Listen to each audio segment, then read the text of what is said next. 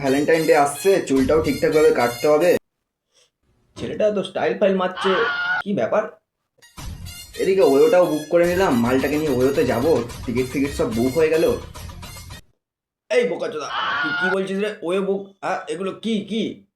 এই গান মেরেছে রে, বাবা শুনে নিয়েছে মানা। এবার কি করি?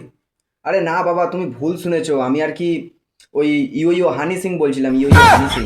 তোর মুখ চোখ দেখেই বোঝা যাচ্ছে তুই পুরো একটা মেয়ে বাস তৈরি হয়েছিস। ভ্যালেন্টাইন্স ডেতে প্রেম করবি? হ্যাঁ, তোর মতো বয়সে আমি এক্সাম পাস করতাম, আর তুই ওর ম্যাপ খুলে বসে আছিস। আরে বাবা, তুমি বুঝবে না, লাভ ইজ ইমোশন। তুই ইমোশন না, তুই ইমোশনের ওভার অ্যাক্টিং ভার্সেন। শোন হারামজাদা মেয়েবাজ, তুই ওয়োতে যাবি না। তাহলে আমি এবার ভ্যালেন্টাইন্স ডেতে কি করব? বাড়িতে বসে থাকবি, বাড়িতে বসে চা খাবি, আর একবার হ্যান্ডেল মেরে নিবি। আর একটা কথা মনে রাখবি, বাবা থাকা মানে ওয়ে অনলি ড্রিম।